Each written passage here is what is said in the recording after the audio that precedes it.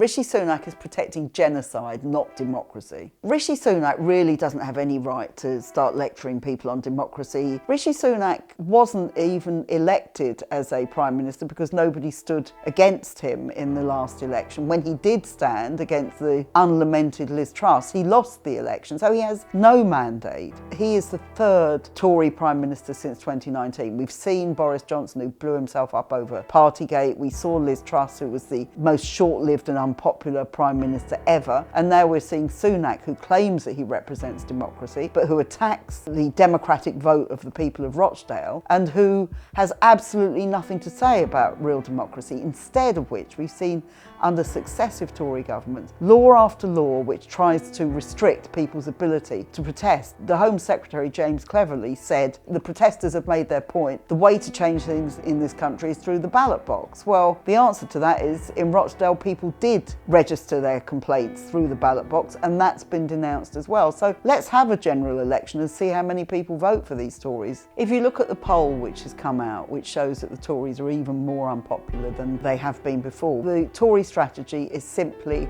to increase attacks on scapegoating Muslims in particular, to try to brand anybody who criticises them as extremist and terrorist and violent perpetrators of hate marches. And they're coming out with all these arguments that MPs don't feel safe. I can remember a time when you had the IRA campaign in Britain and Ireland. There was a mortar which was fired at Downing Street. One MP, there was a bomb in his car. He was blown up in the Houses of Parliament. There were things which really were serious threats to MPs, but there never was the level of response that there is now. And that tells you this is a very weak government which is determined to do everything it can to try to cover up its own failings by blaming it on other people. And politicians are always quite divorced from the people who elect them. They're in a privileged position, they're in Parliament, they don't have to deal with the day-to-day problems of ordinary working class people. So they fear anything that is against them. They live in a cushioned, privileged world. They don't understand why people are so angry, not just over Gaza, over hundreds of things. They don't understand why people go on strike for higher wages. They don't understand why everybody knows that the NHS is broken, that you can't get care for your elderly relatives, that children's schools are crumbling because of lack of investment, sewage in the rivers, the railways. Everyone you talk to in this country is fed up. The MPs either don't know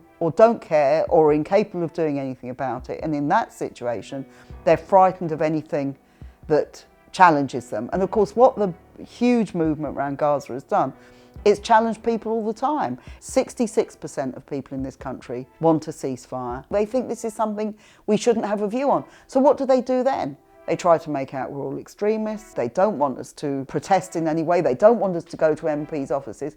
Now, what are you supposed to do? If you can't even go to an MP's office and say, we want you to change your position on Gaza in an entirely peaceful way, if you can't do that, what are the channels open to you in a supposed democracy? And the truth is, we don't live in a democracy. They don't want us to have any say in what they're doing. I think the demonstrations have been some of the most remarkable I've ever taken part in, and I've taken part in a lot in my lifetime. They are the exact opposite of the hate marches, the extremists, the mob. Huge numbers of families, all sorts of people from different backgrounds, people who just care about what is happening to the people in Gaza. You look at the children who've died, you look at the children pulled out of rubble, you look at the children running across the beach to try and get the aid drops in the last few days because they're so hungry. When they see people scrabbling for food because people are hungry and then being shot down by Israeli troops, when they see all this, of course they feel that this should stop, and they don't understand why their government and the American government won't do anything to have it stop. We're not the mob. The real mob is sitting there in Parliament and represents less and less of what people in this country really think.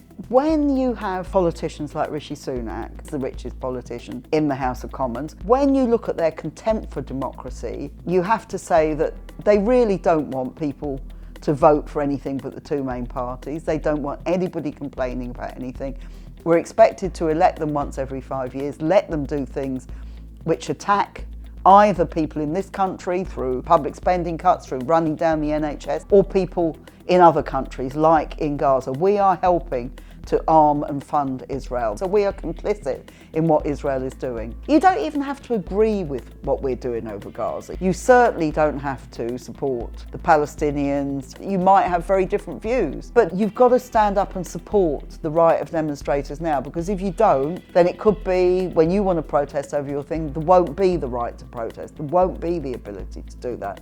And that's why the right to protest is an incredibly important thing, and particularly important in Britain. We have a very long history and tradition of fighting for it. People have been demonstrating for more than 200 years. They've been criminalised for doing this. Suffragettes were regarded as outside of the law because they dared to protest and they were put in prison. In more recent times, the campaigns against nuclear weapons, the Vietnam War, apartheid, the Iraq War, when you look at those protests in the past, nobody would now say that they were wrong to have done them. And I believe that will be exactly the same with Gaza. In fact, with the suffragettes, you're even taught this in the British citizenship test. So if you're applying to be a British citizen and you're supposed to be talking about what is democracy and what democracy means in Britain, the suffragettes are put forward as an example of that. But people doing exactly the same thing outside Parliament last week are condemned as the mob and extremists and frightening the MPs. In some ways, it reminds me of the period in British history before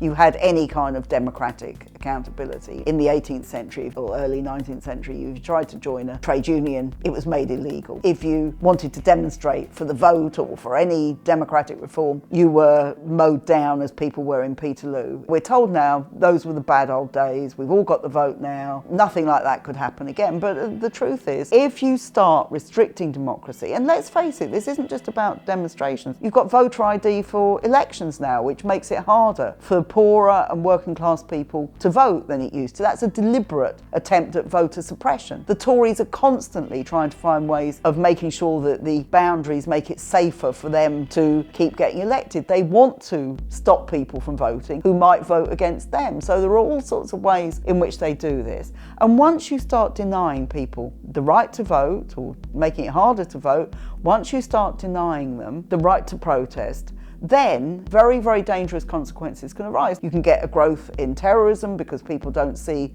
that there's any other avenue for their channels. Now, I'm totally against terrorism, but the truth of the matter is that is an outlet that people may well move to. You can get people moving towards more violent forms of action. You can get all those things going on. It should be an absolute principle of any kind of democratic society, the right to be able to say what you think, even if it isn't popular with a lot of people, the right to challenge the rich and the powerful and the greedy and all the people who are making us suffer at the moment.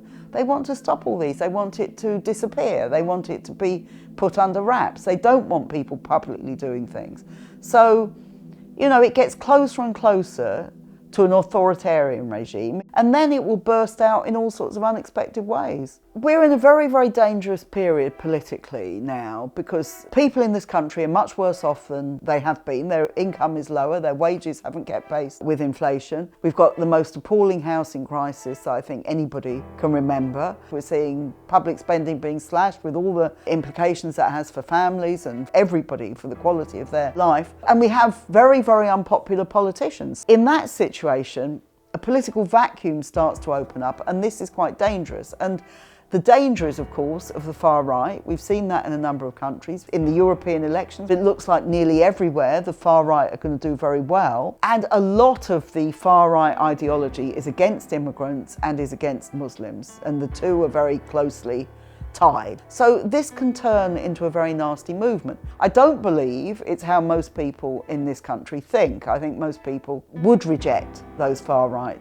policies, but when they're also being fed by mainstream politicians, when we've got this growth in Islamophobia, when we've got this attempt to scapegoat coming from the heart of government, and we've got a media which fuels this racism all the time, it means more people are going to accept that argument. Then this is dangerous. I look at history and I feel sometimes we're in a situation like in the late 1920s and early 30s in Weimar Germany before Hitler came to power, when you had the economic crisis. And one of the things we should remember is that the liberals and the establishment feared the left more than they feared the right, and that was how Hitler was able to eventually come to power with all the disastrous consequences that we saw as a result. So the need to build an alternative, the need to strengthen the movements, whether it's over austerity, whether it's over Palestine, whether it's over the strikes and all the other things we've seen in the last year or two, it's a very, very urgent need.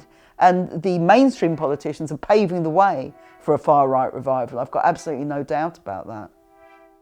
Double Down News is so important. We need the independent media. It's a fantastic resource. You won't hear the kind of voices that you get on Double Down in any of the mainstream media. Now that's a shame, but it makes Double Down News even more important. So support Double Down News on Patreon and support the Stop the War Coalition.